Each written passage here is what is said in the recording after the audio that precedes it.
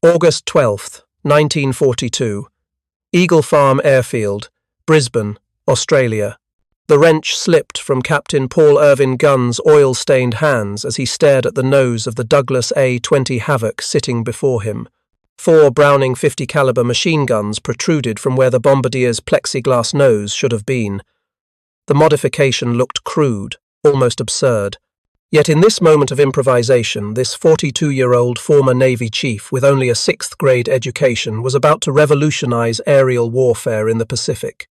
He had salvaged those guns from wrecked P-40 fighters scattered across Australian airfields, victims of Japanese Zeros that had torn apart Allied air forces from Pearl Harbor to Java.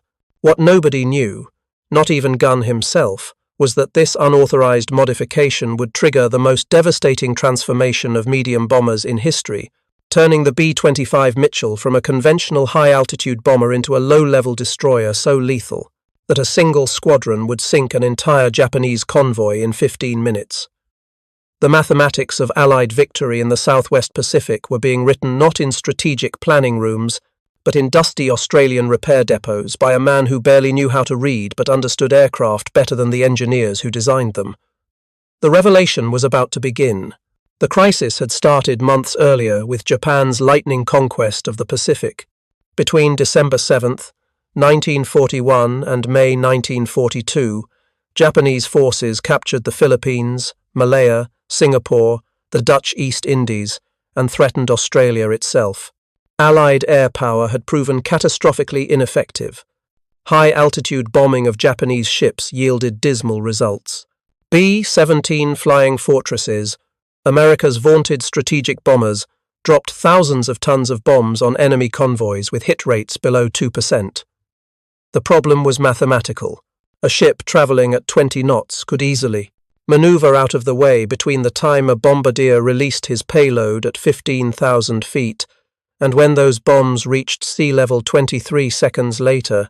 Japanese convoys sailed unmolested across the Bismarck Sea, reinforcing garrisons throughout New Guinea while Allied bombers watched helplessly from above. By mid-1942, conventional bombing doctrine faced complete operational bankruptcy in the Pacific theater. Something radical had to change, and that change would come from the most unlikely source imaginable. Paul Irvin Gunn was born October 18th, 1899 in Quitman, Arkansas, son of blacksmith Nathaniel Hezekiah Gunn. He left school after 6th grade but possessed an intuitive mechanical genius that formal education could never teach. In 1918, as the Great War ended, young Gunn enlisted in the Navy as an aviation mechanist's mate. He learned to fix aircraft while secretly teaching himself to fly, purchasing his own surplus biplane with saved wages. By 1923, the Navy recognized his flying abilities and made him a naval aviation pilot, one of the rare enlisted aviators in the service. For 21 years, Gunn flew from aircraft carriers like the USS Langley and USS Saratoga, served in the Topfatter's fighter squadron, became a flight instructor at NAS Pensacola, and absorbed every aspect of naval aviation. He retired as a chief petty officer in December 1939 and moved with his wife Clara Louise, nicknamed Polly, and 4 children to Manila, where he founded Philippine Airlines with a fleet of 4 Red Beechcraft Model 18 aircraft. When Japan attacked Pearl Harbor on December 7, 1941, Gunn's quiet retirement ended instantly. The Philippines came under assault hours later. MacArthur's Far East Air Force commissioned Gunn as a captain and put him in command of a hastily organized air transport squadron. For 6 desperate weeks, Gunn flew Philippine Airlines aircraft and military transports throughout the collapsing defensive perimeter, shuttling supplies to Bataan, evacuating personnel, making runs to still friendly bases across the Pacific. On one mission, he flew an unarmed transport into Bataan under Japanese fire to deliver medical supplies to the besieged troops, earning him the Distinguished Flying Cross. His courage was magnificent, but his heart was breaking. Gunn's family remained in Manila. As Japanese forces closed on the capital in early January 1942, he was ordered to fly key personnel to Australia. He gave Polly a wad of cash and every assurance he could muster before departing, convinced he would return within weeks to rescue them. He never got the chance. On January 20th, 1942, Japanese forces interned his wife and 4 children at Santo Tomas University, along with 3,000 other Allied citizens. Pappy Gunn, their sons Paul and Nathaniel, and daughters Connie and Julie would remain imprisoned for the next 3 years.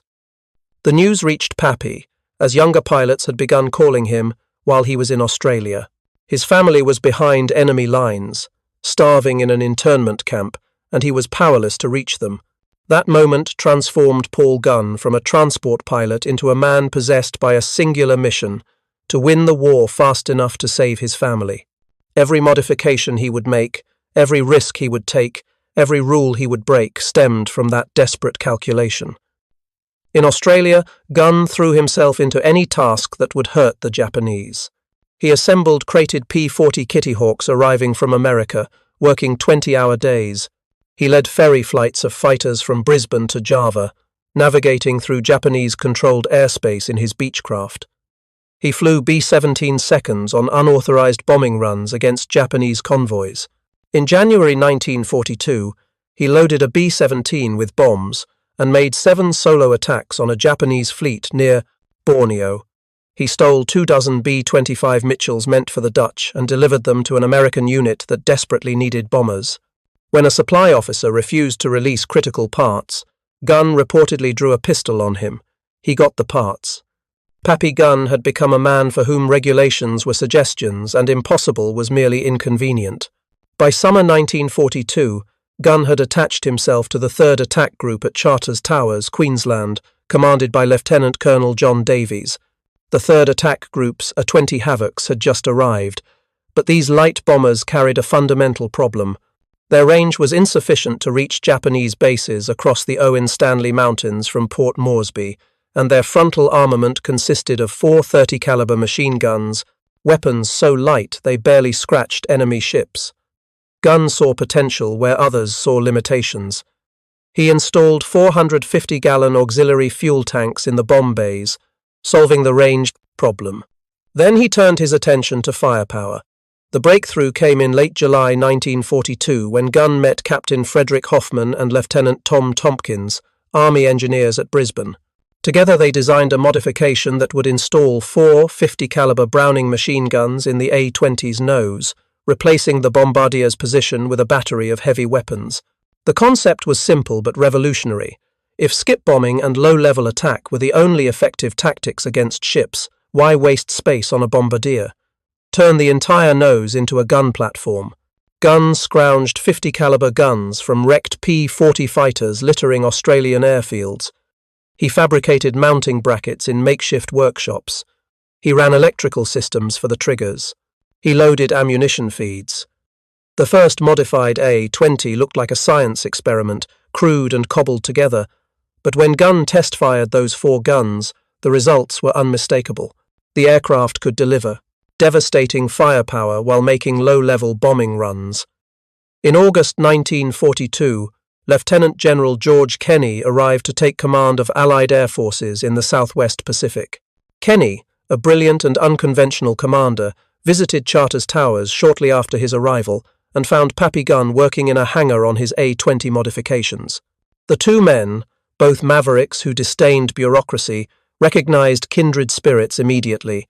Kenny watched as Gunn explained his strafer concept, saw the potential instantly, and made a decision that would change the Pacific Air War. He assigned Gunn to his personal staff as Special Projects Officer with a simple mandate: make American aircraft deadlier. Gunn moved to Eagle Farm near Brisbane, where Kenny gave him access to resources, authority, and most importantly, freedom from interference. The modified A-20 seconds, now called strafers, entered combat on September 12, 1942 in an attack on the Japanese airfield. At Buna, strafers roared across the runway at treetop height, their 4 nose guns raking Japanese aircraft, fuel dumps, and buildings. The concentrated firepower suppressed anti-aircraft defences long enough for bombers to skip their ordnance into targets. Enemy casualties were catastrophic. Allied losses were minimal. Kenny immediately ordered more A-20 seconds converted and told Gunn to think bigger. The B-25 Mitchell medium bomber presented both greater challenges and greater opportunities. Larger than the A-20, the Mitchell could carry heavier loads, had longer range, and could accommodate even more guns. Gunn began work on the first B-25 strafer in November 1942, working with Jack Fox, North American Aviation's senior technical representative in the Pacific. Together, they developed a field modification package that would transform the Mitchell from a conventional bomber into a flying battleship. 4 50-caliber guns were installed in the nose where the bombardier's station had been. But Gunn didn't stop there. He added 4 more 50 calibers in external package blisters, 2 on each side of the forward fuselage below the cockpit. These cheek guns gave the strafer B-25 a total of 8 forward-firing heavy machine guns, all controlled by the pilot. The top turret's 250 calibers could also be rotated forward, bringing potential forward firepower to 10 guns when needed. The first B-25 strafer, nicknamed Margaret, arrived at Charters Towers on December 8, 1942, assigned to the 90th Bomb Squadron of the 3rd Bomb Group. Pappy Gunn personally test flew the aircraft, pushing it through violent maneuvers. Engineers at Wright Field, learning of the modifications, sent urgent cables warning that the alterations were dangerous and the aircraft should be grounded. Gunn's reported response became legendary. "Put center of gravity in storage for the duration. We have a war to fight." He did make practical adjustments, keeping the nose wheel on the runway until 120 miles per hour instead of the usual 80, and making turns at 170 instead of 120. By January 1943, an entire squadron of strafer B-25 seconds had been converted.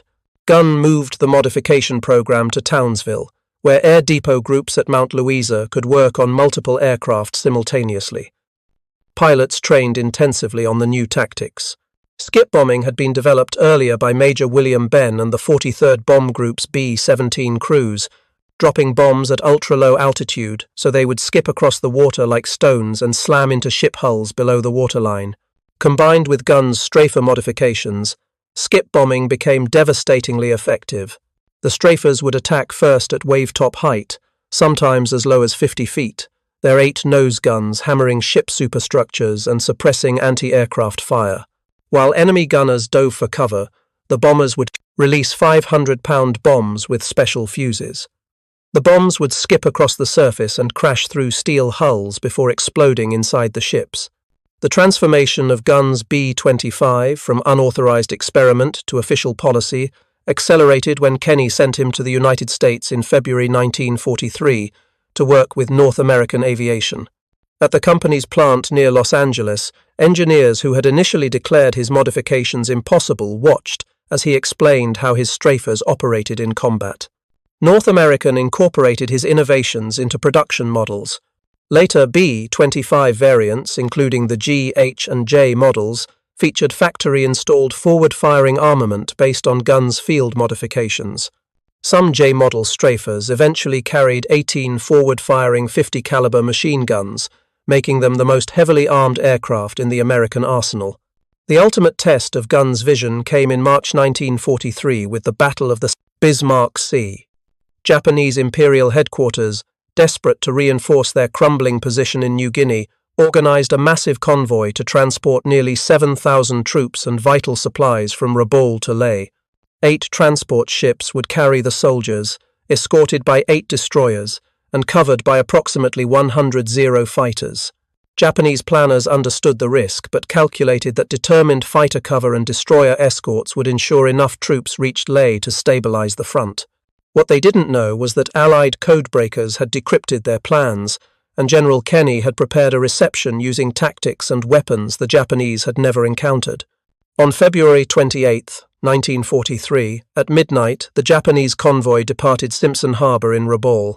Allied reconnaissance aircraft detected them on March 1st, but bad weather initially hampered attack plans. On March 2nd, the weather cleared enough for heavy bombers to attack from altitude, sinking 1 transport. Then the convoy entered range of Kenny's medium bombers, and the strafers went to work. At 9:30 in the morning on March 3rd, Allied formations assembled over Cape Ward Hunt. The attack plan called for coordination between multiple aircraft types. B-17 flying fortresses and conventional B-25 seconds would attack from medium altitude to disperse the convoy. RAAF Beaufighters would sweep in at deck level to strafe anti-aircraft positions. Then, at precisely 10 o'clock, Major Ed Larner would lead the 90th Bomb Squadron's 12 strafer B-25 seconds in the main attack, with P-38 Lightning fighters providing top cover. The strafers came in at masthead height, so low that spray from the ocean whipped across their windscreens. Japanese sailors on the transport ships had never seen anything like what descended upon them. 12 B-25 seconds, each with 8 50 caliber machine guns in the nose and cheeks, opened fire simultaneously. The combined firepower was apocalyptic. Each 50 caliber Browning fired at approximately 800 rounds per minute. 8 guns per aircraft meant 6,400 rounds per minute per plane. 12 planes meant 76,800 rounds per minute hammering the convoy. The weight of fire was over 200 pounds of lead per second, smashing into wooden decks, steel superstructures, exposed ammunition, and human bodies. Japanese anti-aircraft gunners, caught completely off guard, had no time to track the attackers. As the strafers roared over the ships at 300 miles per hour, pilots released their bombs. The ordnance skipped across the water, crashed through ship hulls, and detonated inside engine rooms and cargo holds. Ships exploded. Others burst into flames. Still others began listing immediately as seawater poured through basketball-sized holes torn below the waterline. The A-20 Havocs of the 89th Bomb Squadron followed, adding more firepower and more bombs. The carnage lasted exactly 15 minutes. By 10:15, all 7 remaining transports had been hit, many were sinking, and 3 destroyers were either damaged or already going under. Japanese hopes for reinforcing Leh were literally sinking into the Bismarck Sea. Throughout March 3rd and 4th, Allied aircraft returned repeatedly to attack survivors. When the battle finally ended, the statistics told the story of complete catastrophe. All 8 transport ships sunk, 4 of 8 destroyers sunk. Approximately 102 Japanese aircraft destroyed in aerial combat, an estimated 2,890 Japanese soldiers and sailors dead. Of the nearly 7,000 troops in the convoy, fewer than 1,200 reached Leh, arriving without equipment, supplies, or heavy weapons. Allied losses stood at 13 aircrew killed, 8 wounded, and 6 aircraft lost. The exchange ratio was almost unfathomable. American forces had inflicted losses at a rate exceeding 200 to 1. Japan never again attempted a major convoy operation in waters dominated by Allied aircraft. Pappy Gunn's strafers had been the instrument of destruction. Gunn himself flew numerous combat missions throughout the war, personally leading strafer attacks despite being 20 years older than most pilots. When he installed a 75mm cannon in a B-25's nose, he flew the modified aircraft on a raid with the 3rd Bomb Group. By late 1943, entire squadrons of strafer B-25 seconds were operational. The 345th Bomb Group's 60-plus aircraft were converted to strafers at Mount Louisa in August 1943. The strafers destroyed Japanese sea traffic, stopped barge transport, and annihilated enemy aircraft on the ground during the New Guinea campaign. They attacked airfields at Rabaul, WWII, and throughout the Philippines with devastating results. Intelligence reports captured after the war revealed that Japanese troops sometimes abandoned positions entirely when strafers appeared. The human cost of Gunn's single-minded drive showed clearly in his appearance.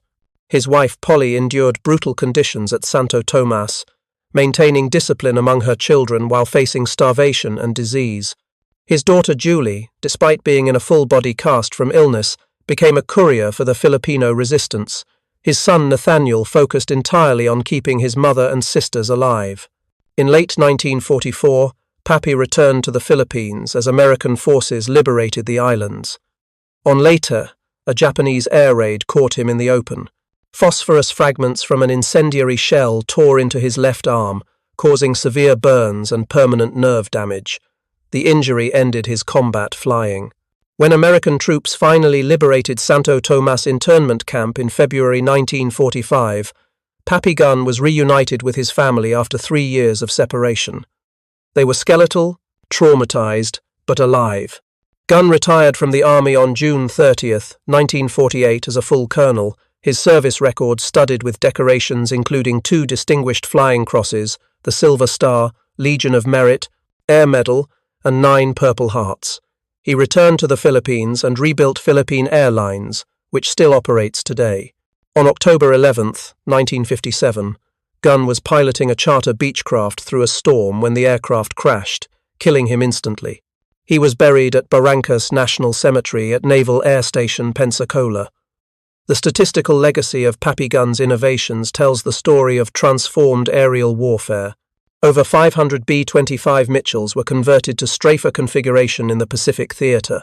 These aircraft destroyed an estimated 400 Japanese ships, 1,500 aircraft on the ground, and inflicted casualties numbering in the tens of thousands. Pre-strafer B-25 seconds operating at medium altitude achieved hit rates around 5% on shipping. Strafer B-25 seconds attacking at wave-top level achieved hit rates exceeding 75%. After Gunn's death in 1957, his youngest son Nathaniel wrote several books documenting his father's story. Historians rediscovered Pappy Gunn's contributions, recognizing that this obscure transport pilot turned weapons designer had fundamentally altered Pacific aerial warfare. General George Kenney called him the most valuable officer in the 5th Air Force. The Pacific Air War became a laboratory for improvisation, field modification, and tactical innovation, and Gunn's strafers were the ultimate example. The most revolutionary advances often come from desperate individuals facing impossible problems with inadequate resources. Gunn scraped guns from wrecks, fabricated mounts from scrap metal, rewired electrical systems with whatever worked, and created weapons that factory engineers initially declared impossible. His motivations were deeply personal, but his methods were purely pragmatic.